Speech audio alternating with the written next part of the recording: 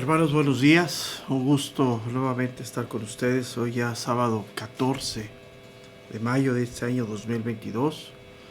Damos gracias a Dios porque nos permite estar aquí, nos permite llevar esta transmisión con el propósito de seguir escudriñando las Escrituras para que esta parte de profundizar en la Escritura nos edifique como iglesia, nos fortalezca, nos establezca como iglesia con un propósito que a través de nuestras vidas, a través de esa renovación, esa transformación que hace la palabra de Dios, podamos glorificar a Dios como iglesia en todo lo que vivimos, hacemos, hablamos.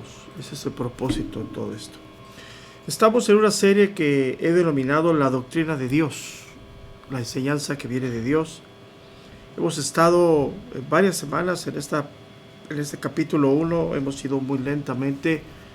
Realmente no hay prisa de que llevemos las cosas, lo hagamos con paciencia, porque tenemos que razonar, tenemos que, en la gracia de Dios, buscar entender la profundidad de lo que el apóstol Pablo le escribe a Tito en esta carta dirigida a Tito.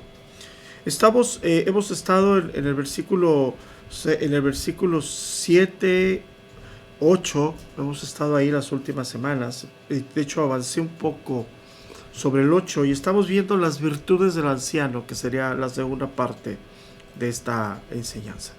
La intención, como lo he dicho desde el principio, es jamás nosotros o yo en lo particular busco descalificar a alguien del ministerio. Eso no nos corresponde, eso no me toca a mí ni le toca a nadie.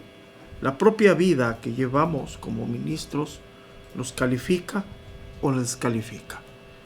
El conflicto es que la iglesia a veces se fija más en lo externo que en lo interno. He dicho, es más, en estos tiempos es mejor el carisma que el carácter. Cuando Pablo en esta porción de Tito 1:8 le está hablando de las virtudes, del carácter de los ancianos.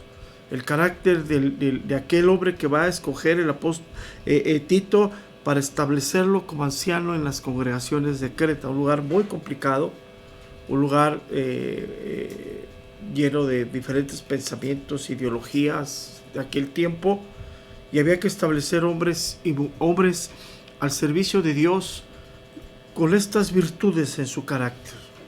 Y hoy creo que a 2000 años, 2000 y fracción de años, seguimos buscando esos hombres, ¿no?, que tengan ese carácter de ministros, ese carácter que hace la palabra de Dios, ese carácter que se forja con el llamado que hace Dios a la vida de los ministros, de los ancianos, de los pastores, ¿sí?, de los obispos, son palabras sinónimas que van a un mismo punto. Aquellos que hemos sido puestos como mayordomos de la casa del Señor, ¿no?, para cuidar los bienes de nuestro amo, de nuestro Señor, los cuales hoy en gracia somos esclavos de Él por ese amor que tenemos hacia Él, por habernos libertado de la esclavitud del pecado. Hoy nosotros decidimos sujetar nuestra vida, humillar nuestra vida y poner nuestra vida a los pies de este Señor y este amo que es nuestro Señor Jesucristo. Dice el verso número 8, avancé algunas cosas. Dice el verso número 8, sin hospedador, amante de lo bueno, y toqué algunas cosas sobre sobrio. Esta palabra sobrio, del griego también se puede traducir prudente, juicioso. ¿Qué significa esto? Es una virtud que debe haber en los ancianos, ser prudentes, ¿sí? Y no solamente, como lo hablábamos 8 días, es una virtud que es llamado a los ancianos, en primordial a ellos, pero también es a toda la iglesia, ¿no? Es parte del rasgo del carácter de los creyentes, ser personas prudentes, ser personas con sobrias, con un juicio correcto ante las cosas de Dios, por la renovación, por la transformación que Dios viene haciendo en nosotros. Tito capítulo 2, verso número 11 dice, porque la gracia de Dios se ha manifestado para salvación a todos los hombres, enseñándonos que renunciando a la impiedad y a los deseos mundanos, vivamos en este siglo sobrio, justo y piadosamente. Entonces, ¿qué es lo que esta palabra nos enseña cuando el apóstol Pablo dice, estos hombres deben de ser hombres sobrios o hombres prudentes. Pues sí, el pastoreo debe de estar basado en estos rasgos del carácter, pero se extiende a toda la iglesia. ¿Pero en qué consiste esta prudencia? Esta palabra prudente es afín a la palabra sensatez, a la palabra discreción, a la palabra cordura.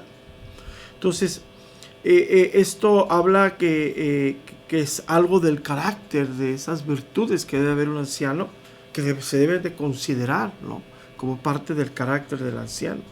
¿Por qué? Porque en el trayecto, en el momento de llevar a cabo el ministerio de anciano, o sea, hacerlo de obispo, tomando el mismo contexto de esta carta, ¿sí?, va a haber muchas partes en donde lo que se va a tratar son asuntos personales a los cuales no se puede divulgar, sino se tiene que guardar en esa seriedad, en esa prudencia lo que se va a tratar. Yo he hablado sobre esto mucho, que lo que es privado y lo que es público se hace público. Y muchas personas que han hecho cosas públicas, cuando uno la denuncia públicamente, se molestan. Dice, ¿por qué denuncia eso? Pues porque lo hicieron públicamente.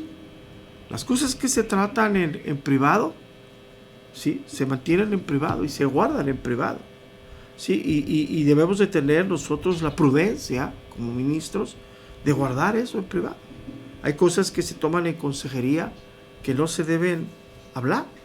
Simplemente son situaciones que se deben de tratar, y eso es parte del ministerio, parte del pastoreo, parte de lo que nosotros tratamos en la vida de la iglesia, ¿sí? Entonces, esta palabra prudente, ¿sí?, se refiere a una persona que está informada por la revelación de Dios, o sea, tiene la mentalidad de Dios, camina bajo la iluminación de la revelación y conforme a los criterios de la palabra de Dios. Es bien importante esto, por eso insisto, lo que es público es público, lo que es privado es privado. El problema es que cuando lo hacen público y se saca a la luz, porque es público, se molestan, dicen, ¿por qué lo habló? Pues porque la persona lo está haciendo públicamente. El hecho de que alguien vaya y hable sus inconformidades con otro, está haciendo públicamente sus inconformidades. Si esas inconformidades fueran verdaderas, ciertas, y las condujera en el camino correcto con las personas, únicamente con las personas interesadas o las personas a las cuales le producen esa inconformidad, sería un asunto privado. No. Entonces, cuando alguien se sienta y empieza a hablar de sus inconformidades, en ese instante esa persona lo está haciendo públicamente. Y ese asunto hay que tratarlo públicamente. Cuando esa persona lo guarda, cuando esa persona va exclusivamente con las personas o a tratar por la supuesta inconformidad, o sea verdad o sea mentira, se vuelve un asunto privado. Entonces, es muy importante esto. Entonces, voy a repetir esto. Entonces, una persona, ¿sí?, que está siendo prudente, es una persona que está actuando con una mente informada por la revelación de Dios. Tiene la mentalidad de Dios, camina bajo la iluminación de su revelación y conforme a los criterios de su palabra. Romanos capítulo 12, verso número 3. Romanos 12, 3. Digo pues, por la gracia que me es dada, a cada cual que está entre vosotros, que no tenga más alto concepto de sí que el que debe de tener, sino que piense de sí con cordura, conforme a la medida de fe que Dios repartió a cada uno. Entonces, esta palabra prudente, pues no aparece directamente en el texto que estoy usando. Utiliza la palabra sobrio. Pero esta palabra prudente, ¿sí?, tiene las mismas raíces etimológicas del griego, de palabras sobre pensar y buen juicio. O sea, palabras tienen esa misma raíz. Entonces, el hombre prudente es una persona que no piensa conforme a este siglo, sino que ha sido transformado por medio de la renovación de su entendimiento y ahora entiende la buena voluntad de Dios, que es agradable y que es perfecta. Romanos capítulo 12, verso número 2. No os conforméis a este siglo, sino transformaos por medio de la renovación de vuestro entendimiento, ¿sí? Para que comprobéis cuál sea la buena voluntad de Dios, agradable y perfecta. Entonces, por lo tanto, debe interpretar las circunstancias difíciles de la vida conforme a los propósitos de Dios. Entonces, sus reacciones no son gobernadas por emociones primarias, sino por la reflexión y entendimiento de la voluntad de Dios. Entonces, ¿qué es esto? ¿Qué significa esto? Aquella persona que empieza a entender los sucesos de la vida, los acontecimientos de la vida, lo que trae la vida cotidiana en sí, la vida, los problemas, las aflicciones muchas veces, lo empieza a ver a la luz del plan eterno de Dios. O sea, en todo hay propósito de Dios. Muchas personas tenemos que pasar por ciertas pruebas, por ciertas aflicciones, porque eso va a enderezar nuestro andar con el propósito de que continuemos permaneciendo en el plan eterno de Dios, que no nos salgamos. Entonces, para el gobierno de la iglesia se requiere este tipo de personas, alguien con mente madura, formada bajo la sabiduría de Dios, que sepa, que tenga la capacidad de sopesar todas las situaciones de la iglesia conforme a los buenos juicios divinos. Cosas que hay que tener, o sea, si no se tiene la paciencia a veces para decidir y esperar en Dios, orar y buscar la guía de Dios, las decisiones pues no van a ser certeras y nos vamos a volver imprudentes, nos vamos a volver personas que reaccionamos a las situaciones inmediatamente antes de pensar, antes de tranquilizarnos, antes de meditar. Entonces, nos quedan tres virtudes del anciano: justo, santo y dueño de sí mismo. Las dos siguientes bíblicamente se mezclan, se juntan. Alguien que es justo viene tomado de la mano de la santidad de su vida, o sea, está guardándose del pecado y su caminar se hace justo delante de Dios. Entonces podemos decir que una es como que se juntan, estamos hablando del carácter, de las virtudes del anciano, y estas dos partes que dice justo y santo, podemos decir que una es externa y una es interna, pero son tomadas de la mano. Prácticamente son inseparables, pero vamos a tratar por cuestiones de estudio, tratar de separar un poco para poderlas entender. Dice justo, debe de ser un hombre justo, es decir, no debe de caracterizarse por la parcialidad o la discriminación, sino que debe de tener una buena reputación de rectitud e integridad en su trato hacia los demás. Debe de ser un hombre que honra su palabra, cumple su deber social para con los demás y es íntegro en sus relaciones sociales. No defrauda, no practica los pequeños engaños típicos de este mundo, ¿no? Pequeños engaños, ¿no? Sino que es recto en sus negocios y fiel en sus compromisos, aunque el hacerlo perjudique sus propios intereses. Qué fuerte, ¿no? Perdón, es que está haciendo mucho calor el día de hoy y están los ventiladores y al hablar reseca un poco la boca. Entonces, qué fácil se lee esto, ¿no? Una persona justa, que no defrauda, que no practica pequeños engaños, que son típicos de este mundo, ¿no? Sino que es recto en sus negocios y fiel en sus compromisos, aunque el hacerlo perjudique sus propios intereses. Hoy nadie quiere salir perjudicado, hoy todo el mundo quiere para sí mismo, pero ahí lo dejamos. Santo. Sí, frecuentemente la palabra justo es asociada con la santidad de las Escrituras, como si la correcta relación con Dios condujera inevitablemente a una correcta relación con el prójimo. Ejemplos de esto, impresionante, ¿no? La persona justa es una persona que está viviendo en santidad. Efesios capítulo 4, verso número 24. Y vestidos del nuevo hombre, creado según Dios, en la justicia y santidad de la verdad. Primera de Tesalonicenses capítulo 2, verso número 10. Primera de Tesalonicenses capítulo 2, verso número 10. Vosotros sois testigos, y Dios también, de cuál santa, justa e irreprensiblemente nos comportamos con vosotros los creyentes. Otra cita nomás de referencia, Primera de Timoteo capítulo 6, 11. Mas tú, hombre de Dios, huye de estas cosas y sigue la justicia, la piedad, la fe, el amor, la paciencia y la mansedumbre. Entonces podemos decir que la justicia y la santidad van unidas entre sí, porque resulta casi imposible, como lo decía al principio, hace un momento, poderlas separar una de la otra. Es casi imposible, ¿sí?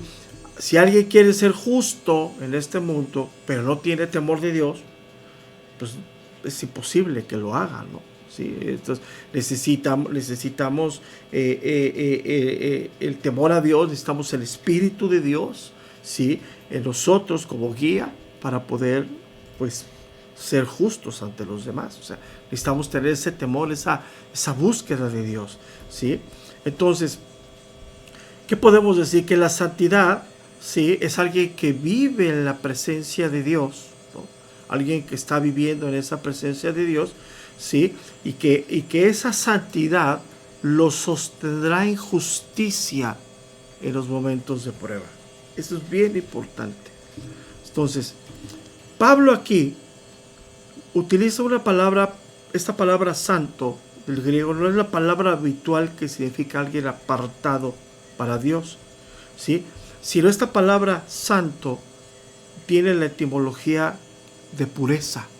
Entonces, la pureza, ¿sí?, de esa persona en esa comunión con Dios se vuelve una persona justa en un trato hacia los demás, ¿sí? Entonces, esta persona que habla en ese sentido de pureza, ¿sí?, lo que Pablo está hablando aquí es una persona libre de las manchas del pecado, ¿sí? Entonces, podemos decir, y aquí entender, justo se refiere a la vida pública y santo a la rectitud del hombre interior, ¿sí? Entonces, esto es bien importante, muy importante. Entonces, le podemos decir que la persona santa es una persona que cumple su deber para con Dios, es piadosa, vive en el temor de Dios y como consecuencia intenta agradar a Dios con su comportamiento, el trato hacia los demás. Qué impresionante está esto. Entonces, estamos hablando de las virtudes del anciano, ¿no? Y esto implica toda la iglesia, ¿no? O sea, el anciano es el ejemplo de la iglesia, pero ¿dónde queda la iglesia? En este mismo camino, ¿no? Entonces, una persona que no es justa en el trato hacia los demás pone en evidencia su falta de santidad, su falta de comunión.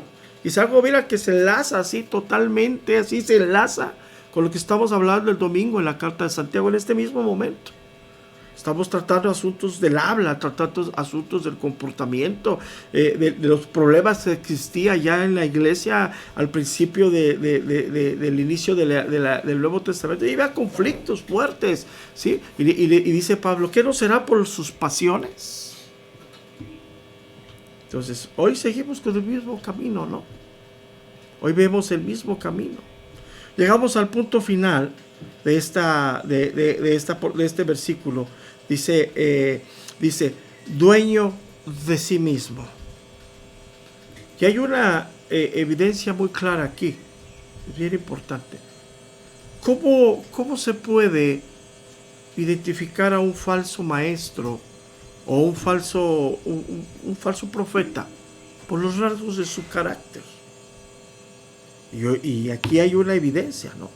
O sea, el ministro, el obispo, el anciano establecido, que da esos rasgos de carácter, se opone totalmente al comportamiento de los falsos profetas.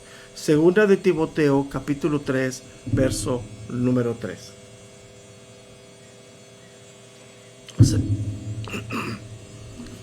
Segunda de Timoteo 3:3. Sin afecto natural, implacables, calumniadores, intemperantes, crueles, aborrecedores de lo bueno. Totalmente opuestos. Entonces, pero regresamos a lo que dice Tito de estas virtudes del anciano. Debe de ser, termina este versículo número 8, debe de ser dueño de sí mismo. Si tiene que ser una persona que ha adquirido en Cristo la fortaleza moral para dominar los impulsos pecaminosos que surgen del corazón. ¿Sí? O sea, es una fortaleza moral. ¿Sí? Sabe resistir la tentación, no se deja arrastrar por la codicia, antes bien es buen administrador de los recursos que Dios ha dado. No se deja arrastrar por sus propias reacciones emocionales, sino que sabe ponderar las situaciones a la luz y a la luz de la iluminación de las Escrituras, y responde con justicia al trato hacia los demás. No se deja arrastrar por sus apetitos carnales, sino que lo sujeta a la ley de Dios y vive en el temor de Dios. No se deja dominar por la tiranía, la tiranía del urgente, sino por la comprensión de la voluntad de Dios en cada situación. No vive sujeto a sus propios humores o estados anímicos, sino que actúa guiado por el Espíritu de Dios. Es decir, es una persona equilibrada, pero equilibrada porque vive delante de Dios. Y aquí ya entramos a un tema bien importante. ¿En qué momento podemos alcanzar esto nosotros como creyentes, como pastores? Esas paradojas enormes de la Biblia, ¿no? ¿Sabes en qué momento podemos alcanzar esta vida de sensatez, esta vida de santidad, esta vida de justicia que nos lleva a una vida de ser dueños de nosotros mismos? Cuando renunciamos a nuestros propios anhelos, cuando renunciamos a nosotros mismos para guiarlos a través de nuestros propios pensamientos y dependemos de Dios. Qué fuerte está eso. Cuando dejamos de ser nosotros bajo nuestros propios pensamientos, bajo nuestras propias ideologías, bajo nuestras propias conjeturas, y nos entregamos a ser guiados por Dios, a estar dirigidos por el Espíritu Santo de Dios, empezamos a manifestar estas virtudes como ministros de Dios. Y lo hablo para toda la iglesia. Porque sí, el pastor debe ser ejemplo. Pero no solamente el pastor debe de cumplir esto. No solamente el anciano, no solamente el obispo, sino toda la iglesia. El Señor Jesús habló muchísimo sobre esto. Un versículo que es impactante. En Lucas 9:23 dice el Señor, y decía a todos: si alguien quiere venir en pos de mí, niéguese a sí mismo, tome su cruz cada día y sígame. Y Pablo, retomando esto, escribe en una de las cartas fundamentales del cristianismo, Romanos 12:1, dice: así que, hermanos, os ruego por las misericordias de Dios que presentéis vuestros cuerpos en sacrificio vivo, santo, agradable a Dios, que es vuestro culto racional. Entonces, mientras nos aferremos a nosotros mismos, buscaremos lo nuestro. Y mientras buscamos lo nuestro, no seremos dueños de nosotros mismos. Nos perderemos totalmente. En cambio, cuando nos entregamos a Dios y a su servicio, llegamos a ser dueños de nosotros mismos. Qué paradoja, qué fuerte es esto, ¿no? Totalmente contrario a lo del mundo, ¿no? El mundo, primero yo establezco las cosas como yo las veo, las quiero implementar en todos. Y aquí la palabra de Dios dice todo lo contrario.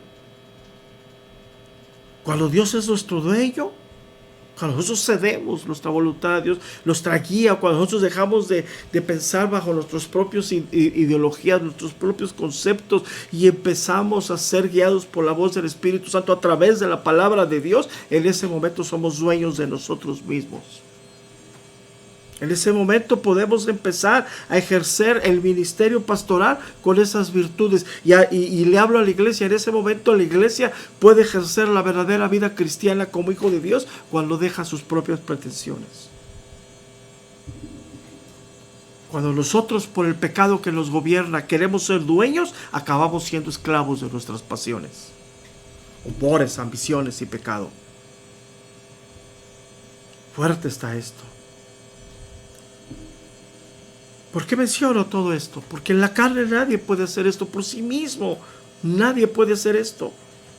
Solamente en la transformación del Espíritu Santo en nuestras vidas es cuando se puede lograr este principio de Dios. Solamente. Y es fuerte esto. Nadie puede lograr por sí mismo tener dominio propio. Por eso a veces tenemos en ciertas situaciones algo controlado y a veces explotamos porque no verdaderamente estamos poniendo en evidencia que no estamos siendo guiados por el Espíritu de Dios, sino solamente en algunos rasgos de la vida los hemos entregado a Dios, cuando debemos entregarnos plenamente, reconocer nuestra totalmente dependencia de Dios.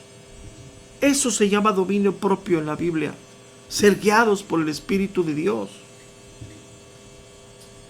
Nadie en sus propias fuerzas lo puede lograr. Segunda de Timoteo, capítulo 2, verso número 1 dice: porque no nos ha dado Dios espíritu de cobardía, sino de poder, de amor y de dominio propio.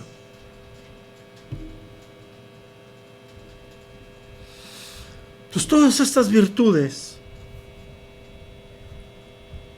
del versículo 8 no se pueden lograr si no hay dependencia del Espíritu Santo de Dios, si no hay guía de Dios. Es ahí donde vamos a estar verdaderamente fortalecidos, cuando verdaderamente se manifiesta el que vive en nosotros. Mayor es el que está en nosotros. A eso se está refiriendo. La guía de Dios es 100 veces mejor que nuestros propios pensamientos. Y a todo el que ha llamado Dios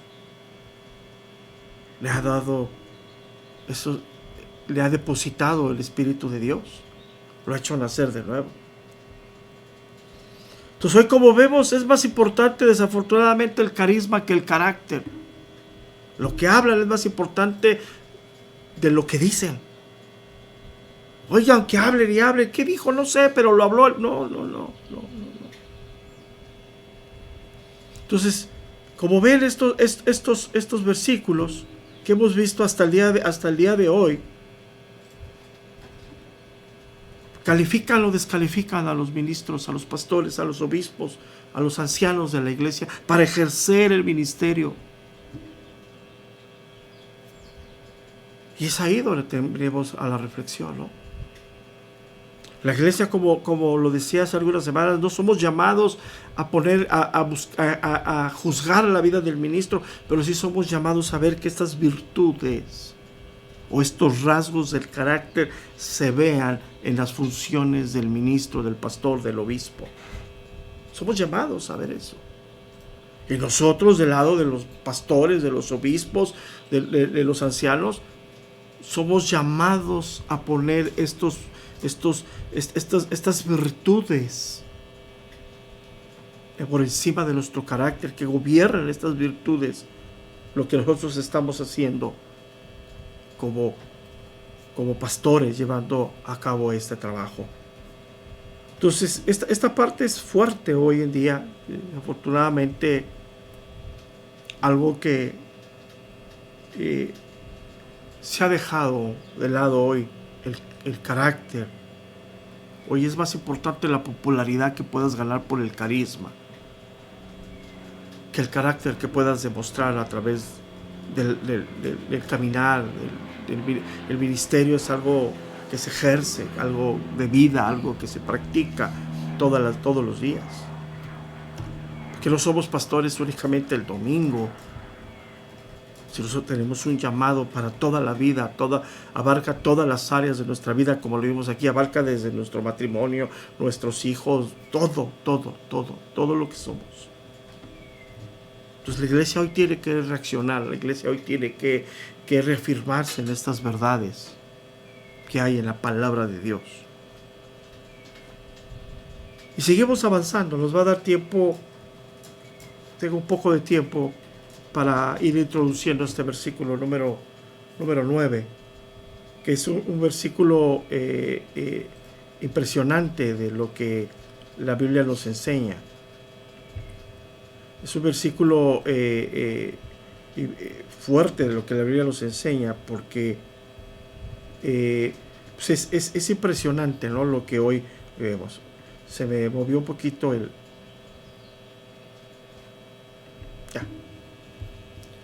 Es importante entenderlo, ¿no?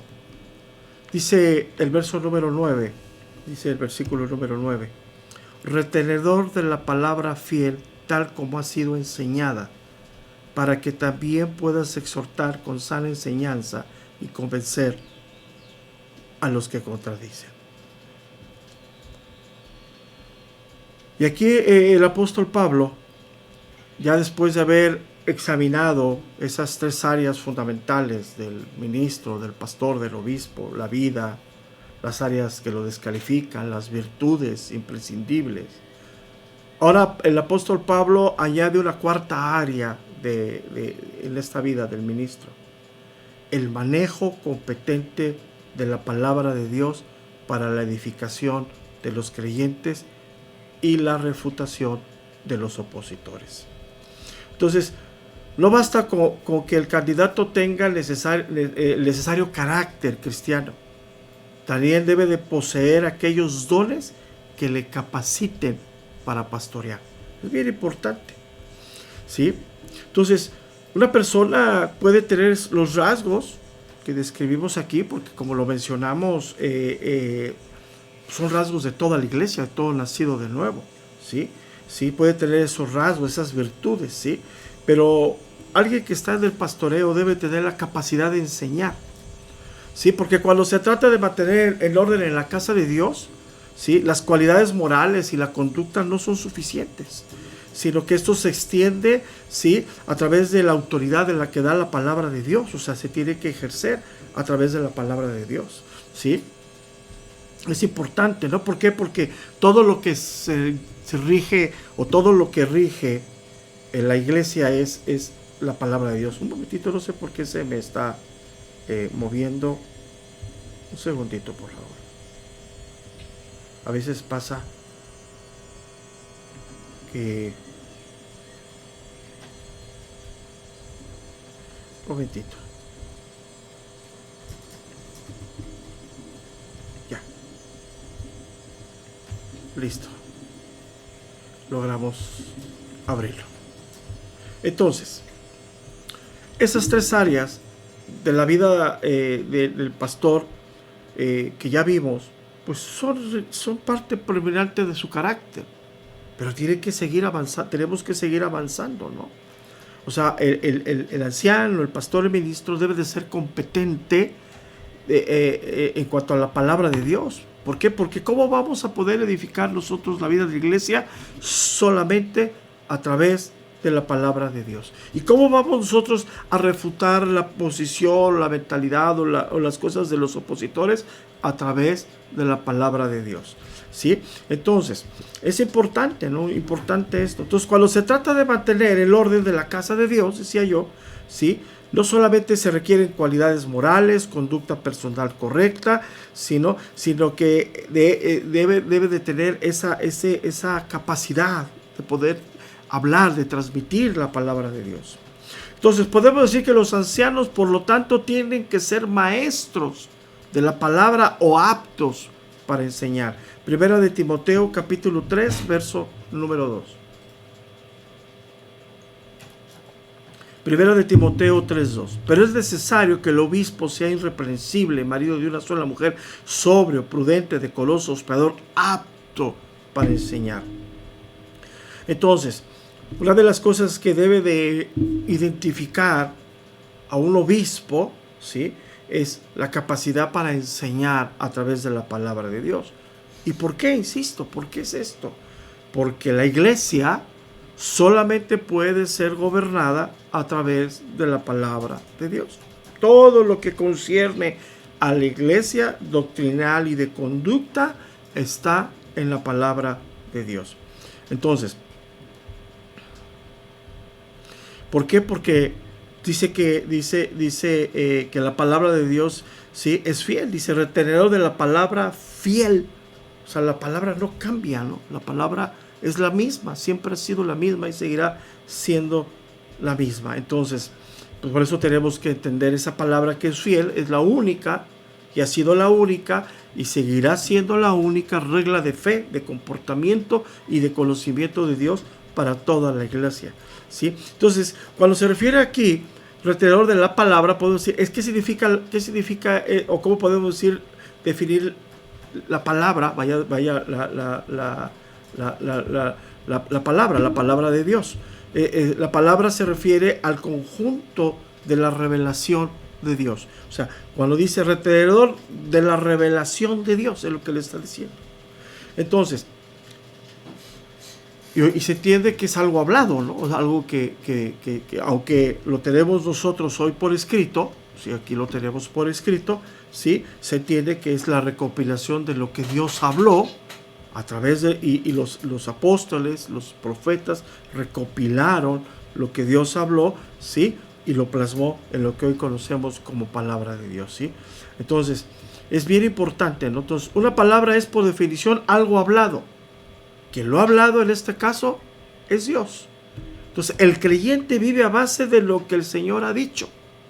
Por eso dice que su alimento espiritual es toda palabra que sale de la boca de Dios. Mateo capítulo 4, verso número 4. Él respondiendo y dijo, escrito está, no solo de pan vivirá el hombre, sino de toda palabra que sale de la boca de Dios. Hebreos capítulo 1, verso número 1. Dios, habiendo hablado muchas veces y de muchas maneras en otro tiempo a los padres por los profetas, en estos postreros días nos ha hablado por el Hijo, al quien constituyó heredero de todo y por quien asimismo hizo el universo. Entonces, podemos decir que la palabra que dice Pablo aquí, ¿sí? Se refiere al conjunto de las revelaciones de Dios, ¿sí? Y es muy importante, ¿no?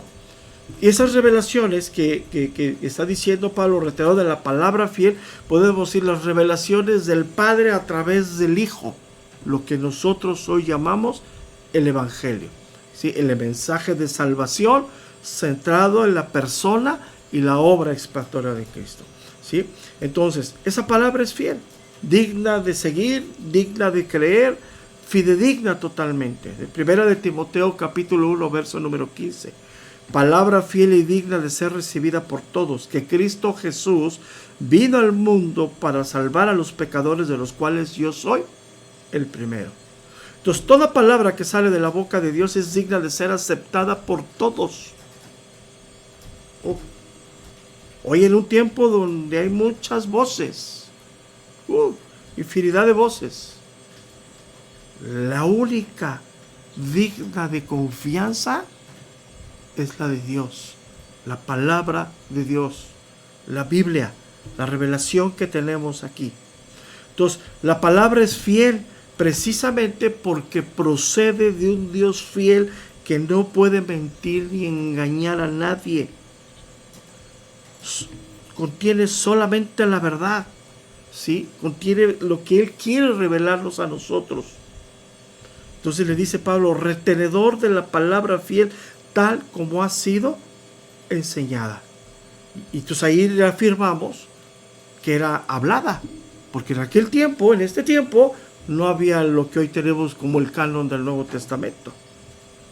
Pero Tito conocía bien el mensaje del Evangelio, porque él había sido enseñado e instruido por el apóstol Pablo al escucharlo hablar. Entonces, y él sabía, porque ellos, los apóstoles, estaban repitiendo el mensaje que venía de Cristo. Entonces, por eso es muy importante, ¿sí? Es muy importante. Y hay muchas exhortaciones en el Nuevo Testamento de lo que estoy hablando, ¿sí? La palabra fiel que debe de ser transmitida fielmente. Voy a dar algunas citas, muchas citas hay sobre esto. Primera de Timoteo 4:6. Si esto enseña a los hermanos, serás buen ministro de Jesucristo, nutrido con las palabras de la fe y la buena conducta que has seguido. Segunda de Timoteo 2:2. Lo que has oído de mí ante muchos testigos, esto encarga a hombres fieles que sean idóneos para enseñar también a otro. Segunda de Timoteo 3:14. Pero persiste tú en lo que has aprendido y te persuadiste, sabiendo de quién has aprendido. Segunda de Timoteo 4:2. Que prediques la palabra, que estés a tiempo y fuera de tiempo, redarguye, reprende, exhorta con toda paciencia y con toda doctrina. Entonces, podemos decir, para ir concluyendo ahorita esta introducción, Solo es apto para el pastoreo alguien que somete su vida a la enseñanza apostólica y ejerce su ministerio bajo los criterios de la palabra de Dios. Impresionante esto. Hemos estado en los últimos meses hablando de buscar una dirección de Dios para el ministerio Ibre. El ministerio que está centrado en la palabra de Dios sobre la familia. Y lo he repetido incansablemente. No hemos descubierto nosotros el hilo negro. Ahí está. Deuteronomio capítulo 4 está clarísimo ahí. Todo, cuando empezó esa relación del pueblo de Dios con Dios mismo antes de ser liberado en Egipto, se conoce como la Pascua. Y la Pascua fue un evento hecho en familias. La Pascua representa todo lo que es Cristo en familia, en la casa. Llamó Dios a que las familias se sentaran y, dirigidas por el Padre, empezaran a tener esa comunión con Dios, que después suscitaron muchas cosas. Entonces, nosotros no hemos descubierto absolutamente nada nuevo. Y en este mundo y en esta vida no hay quien descubra nada nuevo. Está ahí escrito. Ahí está. Y eso es fiel, fidedigno, no cambia, no se mueve.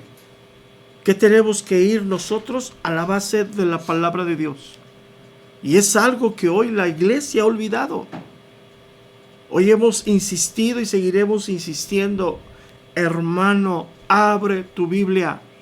Hermano, busca un lugar donde te enseñen fielmente la palabra de Dios. No, olvídate de la sana doctrina, fielmente, con todo y el hombres pecadores, con todo y el pecado que hay en nosotros, buscamos la fidelidad de la palabra de Dios. Donde la Biblia exhorta, debemos exhortar nosotros como ministros. Donde la Biblia llama al arrepentimiento, nosotros tenemos que llamar al arrepentimiento. Donde la Biblia trae un bálsamo a nuestra vida, tenemos que dar ese bálsamo a la iglesia. Pero la iglesia no quiere escuchar esto. Hoy quieren estar en lugares donde los entretienen el domingo, donde solamente les susurran algunas cosas de la Biblia y les dicen y les repiten cuánto Dios los ama. Pues por cuanto Dios nos amó, nos salvó y no los va a dejar en la condición que nos encontró. Los va a transformar por medio de la palabra de Dios. Y para eso requerimos el estudio de la palabra de Dios. Entonces no hay nada nuevo y nosotros no estamos descubriendo nada nuevo. Estamos buscando hacernos aptos en la palabra de Dios, retenedores fiel del mensaje que nos ha sido revelado por gracia en la palabra de Dios mismo. Por eso la serie es la doctrina de Dios. El que enseña es Dios. Sí utiliza hombres y nos hace hablar a nosotros, pero somos un vaso solamente, somos un recipiente de Dios, no somos nosotros. Yo no puedo decir que yo soy el pastor de la sana doctrina, yo no puedo retener la sana doctrina, porque en ese momento yo mismo me estoy poniendo en contra de Dios. El que se mueve, el que trae revelación, el que revela, el que enseña, el que instruye, es el Espíritu de Dios. Y para ser útiles, tenemos que ser retenedores de la palabra, tal como nos ha sido enseñada por Dios. Eso es fundamental. Hoy es triste lo que hoy se vive. Más importante el carisma que el carácter. Es más importante quién lo dice que qué dijo. Eso es lamentable hoy. Por eso la iglesia hoy divaga en dos caminos. En algunas cosas cristianas y en algunas cosas mundanas. Y el resultado es grave, muy grave. Porque la mayor parte de las familias que conforman la iglesia están en crisis. Sí, yo estoy de acuerdo que llegas a Cristo en crisis totalmente, tú y tu familia. Pero después de 20, de 30 años, 5 o 6 años en Cristo con tu familia, ¿sigues en crisis? Por esos dobles caminos que nos dicen o nos sugieren o nos susurran que debemos de vivir. No es así, hermano. La palabra es la regla de vida, la regla de fe para todo creyente. ¿Qué dice la palabra? Por eso la invitación, abre tu Biblia. Por eso la invitación, el domingo ve y siéntate con tu Biblia, con tu cuaderno, para que hagas notas, para que las revises durante la semana. Para que veas que lo que te enseñamos el domingo está conforme a la palabra de Dios. O meramente fue una motivación humana. Porque muchos confunden que ser pastor es ser motivador. Entonces, es muy importante, por eso surgen los ministerios. Por eso el propósito que Dios nos ha puesto, establecer ministerios para la edificación de la iglesia. No depende de hombres la iglesia, depende de ministerios. El obispo, ministerio. El anciano, ministerio. Debe de ser retenedor de la palabra fiel. Y es triste esto. Y antes de retirarme yo sé que hoy en la tarde va a ser el evento de jóvenes. El primer evento de este ministerio que hemos llamado Encaminados. Es un servicio a la iglesia. Quiero hablarle a los jóvenes, sobre todo muchos jóvenes de la iglesia. Hay dos decisiones fundamentales en tu vida. Dos decisiones en tu vida que van a impactar tu vida fundamentalmente. La primera yo ya sé que la tomaste, Cristo. Cuando nos enseñan el Evangelio, tomamos la decisión de renunciar a nosotros y entregar nuestra vida a Cristo, fundamental. Él nos llama, Él nos redarguye, hay una predestinación, sí, pero nunca Dios pasa a la voluntad del hombre. No somos máquinas, somos robots. Llega un momento en donde tenemos que arrepentirnos. Tenemos que decidir, sí, decido, yo soy pecador y decido tomar lo que Cristo hizo por mí en la cruz. Yo lo merecía, pero Él lo pagó por mí. Es una decisión. No es una simple oración, no es algo externo, no es algo que repitas, no es una fórmula. Eso se llama nacer de nuevo. La segunda decisión más fundamental de tu vida, que así nos creó Dios. Si hablar del matrimonio es hablar de la misma creación. Génesis capítulo 2. Terminó toda la creación y después hizo al hombre y lo puso en el huerto del Edén. Y después de que hizo al hombre, le creó ayuda idónea. La segunda decisión fundamental de tu vida es con quién vas a compartir tu vida. ¿Quién va a ser tu esposo o tu esposa? Y escúchame bien, para toda la vida. Todo el tiempo que respires en este mundo, vas a escoger con quién vivir. ¿Quién va a ser tu ayuda idónea? ¿Quién va a ser tu compañero? ¿Quién va a ser el que te va a proteger en el caso que eres una mujer? ¿Quién va a ser la ayuda idónea en el caso que eres hombre? Esas decisiones son fundamentales. Pero es una pena. No sé cuántos lleguen. No sé cuántos lleguen. Pero es una pena que el día de hoy no esté la respuesta de parte de la iglesia. Es una pena esto. Pero sin embargo, llamamos a la iglesia a esa parte. Perdón, es que algo está pasando aquí. Llamamos a la iglesia, a esa juventud, esos jóvenes que el día de mañana van a ser las familias de la iglesia. Hoy que tienes tú la posibilidad de formar tu vida con otro creyente. Para eso es el ministerio. No para determinar nosotros, no. Dios hará soberanamente en la vida de cada uno de ustedes. Pero para eso necesitas asistir, estar, participar. Es una pena para muchos que se han acercado conmigo, que anteponen otras cosas no fundamentales. Anteponen muchas cosas que no son fundamentales. Serias cosas. No quiero decir más sobre esto porque cuando el corazón no está listo, no se recibe la exhortación. Pero es el primer evento que hacemos, de muchos que van a venir. Son esos servicios a la iglesia que iniciamos y no paramos, y que vamos sumando para edificar la iglesia. Nosotros estamos haciendo en el camino de Dios la voluntad que Dios quiere que hagamos. Pero te toca a ti estar, te toca a ti escuchar, te toca a ti ser instruido. Porque el sabio recibe instrucción, el insensato rechaza la instrucción. Ahí lo dejamos. Espero que en unas horas, este día,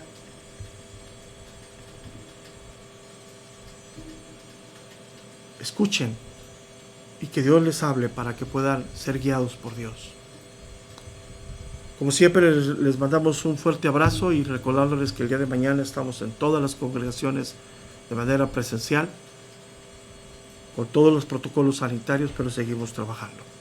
Dios les bendiga, hermanos, y como siempre les mandamos un muy fuerte abrazo. Dios les guarde.